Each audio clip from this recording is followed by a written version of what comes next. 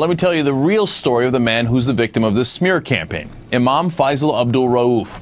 He's been a prominent voice for peace and anti-extremism within the Muslim community for more than a decade, well before 9/11. He's so well respected that he was the go-to guy on counterterrorism under the Bush administration when they reached out for Muslim Americans, and he also aided the FBI after the 9/11 attacks. Nearly everything they've told you about this man is a lie.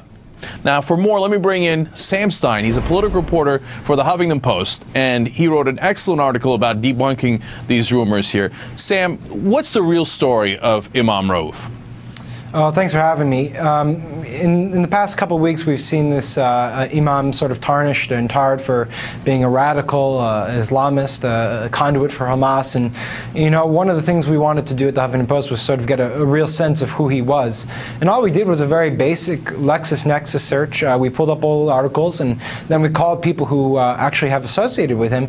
And everyone pretty much said the same thing. This is a moderate Muslim voice, someone who has built his career upon bringing together the Muslim and American worlds, has worked in official and unofficial capacities as a diplomat to the Muslim world, and to sort of downgrade or denigrate his mission would be a real disservice to the country, is what we were told. This is someone who you want to elevate, the type of moderate Muslim image that you want to show can coexist in American society. And so, you know, people like Walter Isaacson, who heads the Aspen Ideas Festival, he spoke out in horror at what was happening to this man and the treatment that he was receiving by some of the right-wing critics of the mosque he's proposing. Right now, and you mentioned in your article, Madeleine Albright has great things to say about him, but also Republicans like Karen Hughes and Condoleezza Rice. So now, if they worked with him in the past, is it incumbent upon them to come out and say, hey, you know what, wait a minute, this isn't right, I know this guy, and what we're doing here is wrong? Yeah, and that was something I noted at the end of my report, was that here you have people who've worked with him side by side, or at least have sent him out on missions. The FBI, Karen Hughes, the Bush administration. Not only that, but they also represent, have become to represent sort of the more moderate voice of the Republican Party, is the Bush administration, which did, to its credit, try to elevate moderate Islam and put it aside from the extremists. They've been totally silent.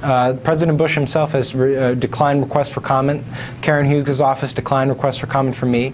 And I think there's people who are certainly disappointed. The people who have spoken out happen to be conservative Muslim and Arab Americans who actually worked in the Bush administration, who have sort of sat back in horror and watched as the rhetoric is flown left and right, revolving around this project and this imam. They're frightened of what's happening. All right, Sam, one more thing. You know, I want to show you a video of this imam at the Daniel Pearl Memorial here. Oh, yeah. I'm sorry, a quote from that, okay? I'm going to read it to you.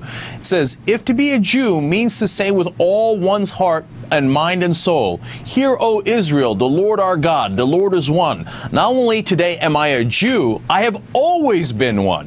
Mr. Pearl, if to be a Christian is to love the Lord our God with all my heart, mind, and soul, and to love for my fellow human being what I love for myself, then not only am I a Christian, but I have always been one, Mr. Pearl.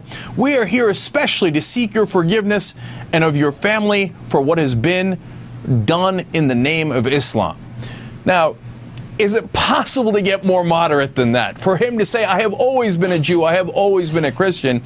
So how does a guy like this become the target of a hatchet job? How did it happen?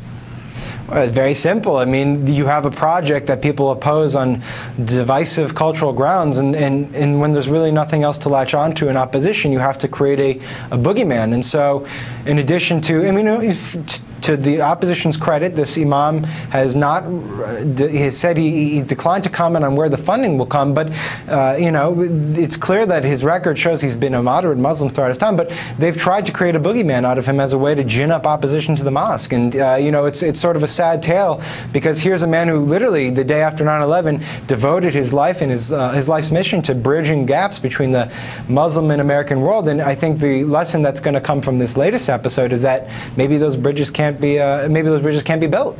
All right, let's hope the rest of the media learns this lesson. Thank you so much for covering the story. We really appreciate it, Sam. Thanks, Cenk.